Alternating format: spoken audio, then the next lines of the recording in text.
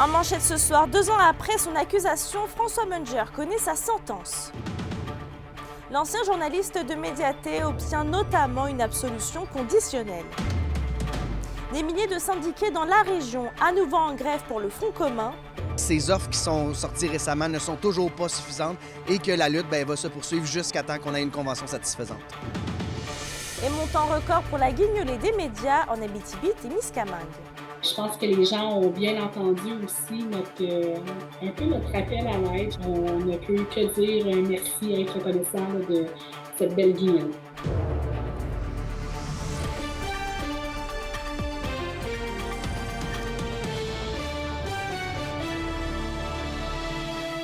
Bonsoir tout le monde et merci de nous avoir choisis. 1 an après son accusation, c'est ce matin au palais de justice d'Amos que François Munger, ancien journaliste pour Médiaté, a reçu sa sentence, le dévoilement avec Kémilia La Liberté.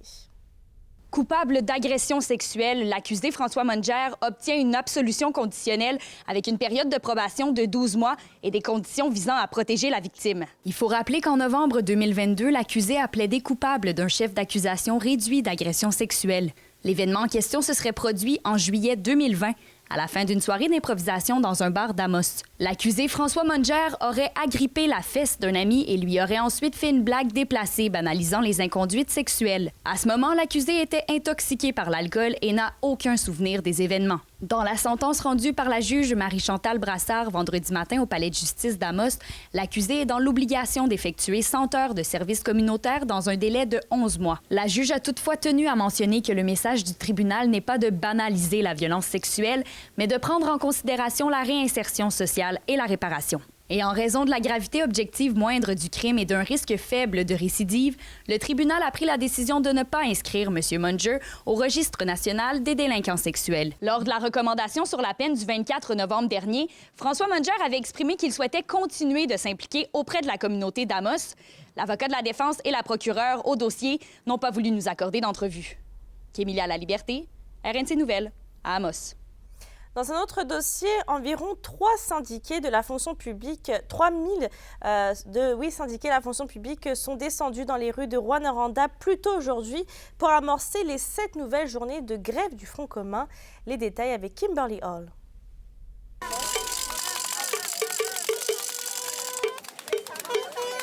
Une vingtaine d'autobus ont transporté plusieurs centaines de grévistes des 4 coins de l'Abitibi-Témiscamingue vers Rouyn-Noranda pour faire pression au gouvernement Legault. Ceux qui ne pouvaient pas se déplacer ont également tenu des manifestations à plus petite échelle ailleurs dans la région, dont à Val-d'Or, Matagami et Malartic. Franchement, là, je trouve qu'on envoie un message clair. On se tient, puis on n'est pas prêt de lâcher tant aussi longtemps qu'on n'obtiendra pas ce qu'on souhaite. Pour améliorer nos conditions de travail qui ne sont pas seulement liées à la composition des classes, mais en tant que professionnel ou encore tous les champs de travail liés à l'éducation, on doit se mettre en 2023. Je trouve que c'était une bonne nouvelle de voir autant de groupes, d'avoir les gens ralliés de toutes les villes autour aussi. Ça donne un poids, donc il faut se lever, se battre pour ces conditions-là, puis pour le futur de notre société.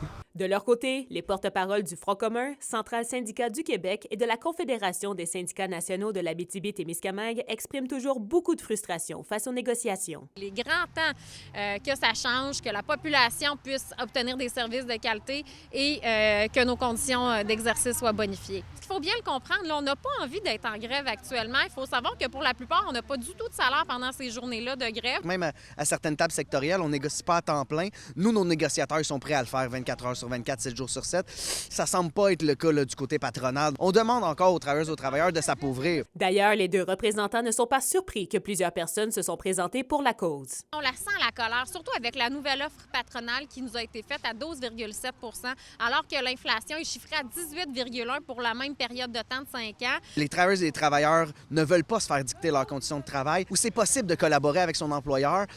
Malheureusement, le gouvernement a décidé d'adopter une toute autre attitude. En Abitibi-Témiscamingue, d'autres mobilisations sont prévues durant la semaine en espérant une réponse favorable du gouvernement. Il y aura des rassemblements locaux. Vous allez nous voir devant les hôpitaux, devant les établissements scolaires également. Mais il y aura différentes actions ciblées. On ira probablement aller à la rencontre également des députés pour leur demander de porter notre voix, là, surtout qu'on a des députés qui sont de la CAQ. Rappelons que dans l'ensemble du Québec, ce sont 420 000 travailleurs et travailleuses du Front commun qui vont manifester jusqu'à jeudi prochain.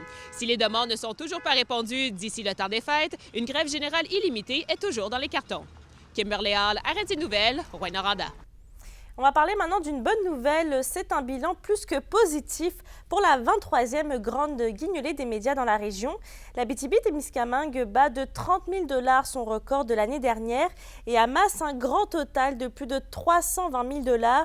Vous allez le voir peut-être à l'écran, mais c'est à Rouyn-Noranda que l'on compte le plus d'argent amassé, avec plus de 83 200 $, suivi de la MRC de la Vallée de l'Or avec près de 72 000 $, la MRC d'Abitibi-Ouest avec plus de 50 500, la MRC de Témiscamingue avec près de 46 400, la MRC d'Abitibi avec plus de 42 500 et les villes de Malartic et Témiscamingue 22 631 et 2 621.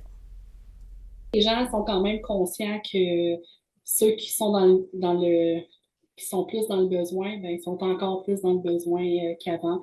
Je pense que les gens ont bien entendu aussi un peu notre appel à l'aide, je dirais, dans le sens où l'an passé, on a effectué quand même 550 paniers de Noël et cette année, on est à 800.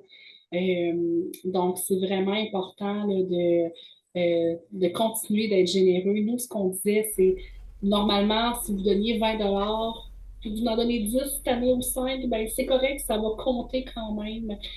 On passe en santé. Le CIS de l'Abitibi-Témiscamingue souhaite implanter un centre de démodialyse à Amos pour offrir des soins aux personnes atteintes d'insuffisance rénale. Un plan de clinique a officiellement été déposé jeudi après-midi lors du conseil d'administration. Et actuellement, la MRC Abitibi est la seule dans la région à ne pas être en mesure d'offrir ce type de soins. Le CISAT mentionne qu'il s'agit d'un dossier assez important puisqu'actuellement, 14 personnes sur le territoire de la MRC Abitibi ont recours à un traitement de suppléance rénale. On note quand même que c'est un projet qui pourrait s'amorcer en 2028 à la suite de l'agrandissement de l'hôpital d'Amos. Parlons travail, le Centre local de développement a tenu sa 3e édition de l'événement à bras ouverts où cette année un brunch a été organisé pour parler du recrutement issu de l'immigration. 2 entrepreneurs sont venus raconter leurs histoires. Le copropriétaire du restaurant chez Moras, Carlos Soji, souhaite accueillir 10 autres personnes du Bénin dans les prochains mois. Et de son côté, le propriétaire de Fréchy et Kaizen Comptoir Asiat, Tommy Garneau, a accueilli il y a de ça un mois une famille et une autre personne de la France. Plusieurs défis ont été soulignés durant l'événement. Le gros choc culturel, c'est la température. Là. Je suis passé par là aussi. C'est surtout le lexique québécois aussi, auquel ils ne sont pas habitués. Donc, on les a préparés en amont. Puis, ça s'est très bien passé. J'ai trouvé un appartement, j'ai trouvé une voiture, des téléphones cellulaires. Là, c'est là qu'on en est là. On a une belle nouvelle. Ils ont réussi à se trouver une garderie qui va pouvoir commencer la semaine prochaine. Je pense honnêtement que c'est dans nos meilleurs. Avec le dialogue, on a vraiment été capable de saisir le besoin qu'il y avait en ce moment pour les gens d'échanger à ce niveau-là. Puis on l'a vu par la participation qu'il y a eu, que les gens ont apprécié ce moment de réseautage et de se trouver des repères aussi. L'indice boursier minier au TVA Nouvelle 18h est une présentation de GFM Groupe Financier. Dirigeants d'entreprises et particuliers, fiez-vous aux experts de GFM pour vos placements, assurances de personnes et assurances collectives. Car pour vous, ils vont au-delà de la finance. Le marché de Noël de Malartic est prêt pour sa 7e édition. Il promet d'ailleurs de faire vivre aux citoyens une expérience inspirée des marchés de Noël allemands. Plus de détails après la pause. Les SADC de l'Abitibi-Témiscamingue et du nord du Québec vous présentent la bonne nouvelle économique TVA. Les SADC d'Abitibi-Témiscamingue et du nord du Québec travaillent depuis plus de 35 ans au développement économique de nos collectivités. Composées d'une équipe de professionnels et de bénévoles engagés, les SADC soutiennent divers projets locaux et de nombreux entrepreneurs en leur offrant de l'aide financière et de l'accompagnement adapté. Contactez-les pour vos projets. Les SADC, partenaires de l'économie de la région.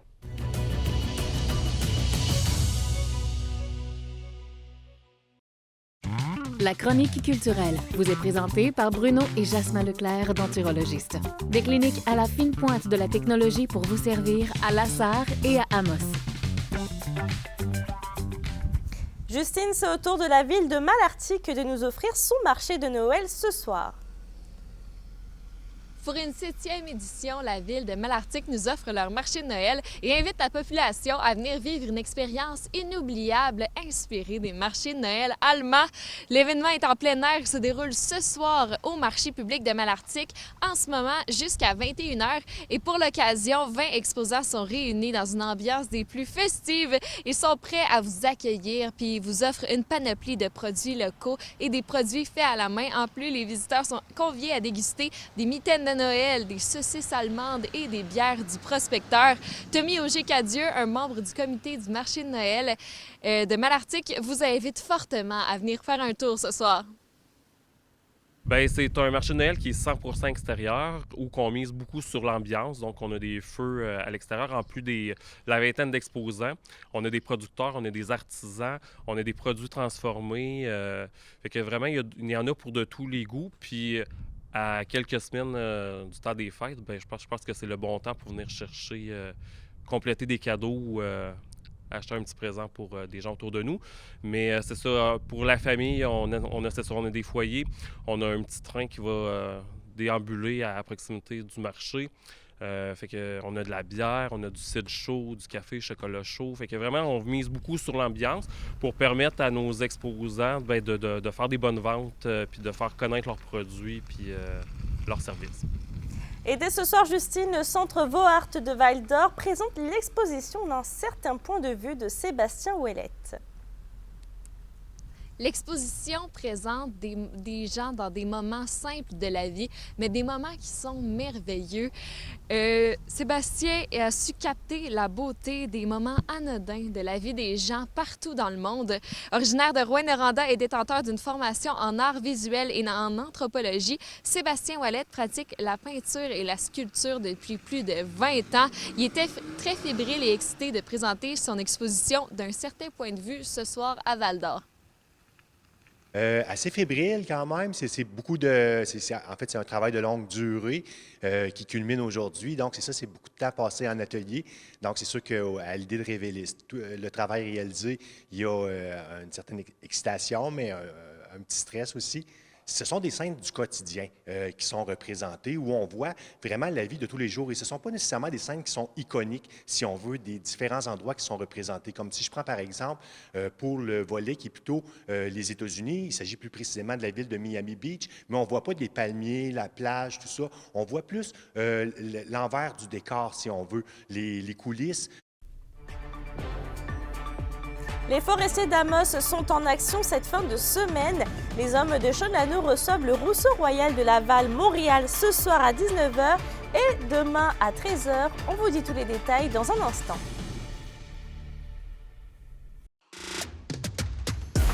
Les sports vous sont présentés par Thibaut GM, votre concessionnaire de confiance à Rouyn-Noranda, là où qualité et choix se rencontrent.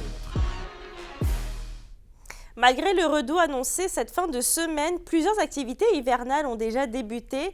Et avec l'arrivée hâtive de la neige cette année, comment se déroule l'ouverture des centres de glisse de la région? Alexandre Cabanas s'est penché sur la question. Les gens veulent skier. Les gens, écoutez, ils veulent skier. Ça fait une semaine qu'ils veulent skier, ou si c'est pas plus.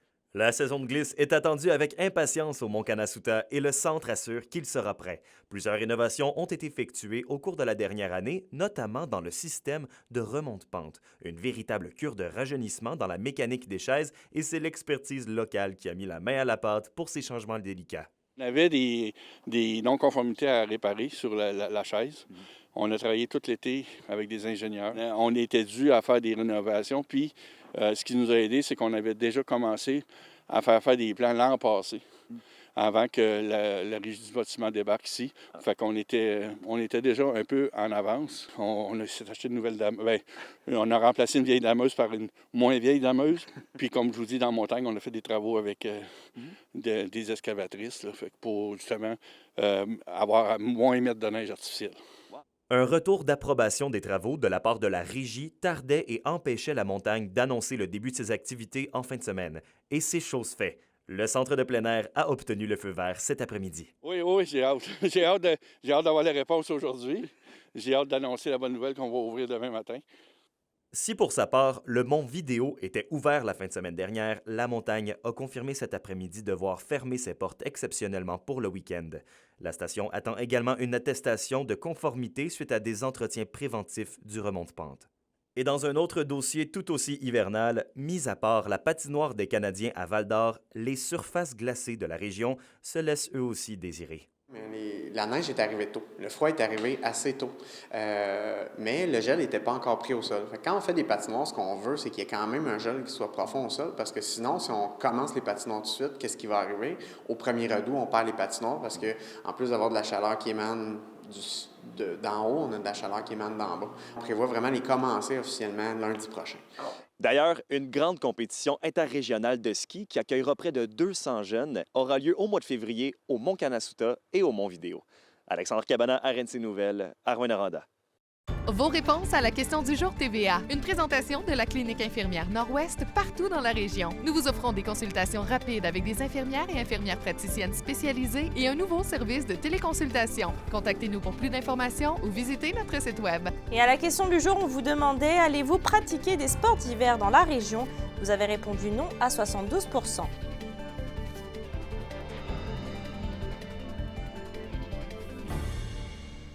Par ailleurs, l'organisme Manège Ski de l'Association des stations de ski du Québec offre le ski passe-partout, un programme d'initiation au sport de glisse, mais aussi d'économie dans les 75 stations de ski au Québec, incluant les pentes de notre région. Entrevue d'Yvon Moreau. On a eu la grande guignolée hier, on voit que de plus en plus de familles qui ont besoin de soutien. Il y a à l'Association des stations de ski du Québec des programmes qui existent pour atténuer les coûts de la pratique du ski. Et c'est intéressant. Entre autres, un programme, ça doit s'adresser pour les enfants, il s'appelle Passe-Partout. Parlez-moi de ce programme-là, Mme Cousson. Oui, ben c'est un produit, dans le fond, qui existe, le ski passe-partout, depuis plus de 30 ans. À l'association, on utilise ce produit-là pour financer, dans le fond, des programmes qui s'adressent effectivement aux jeunes dans les écoles primaires pour les initier. Donc, on initie plus de 30 000 enfants à chaque saison avec ce produit-là.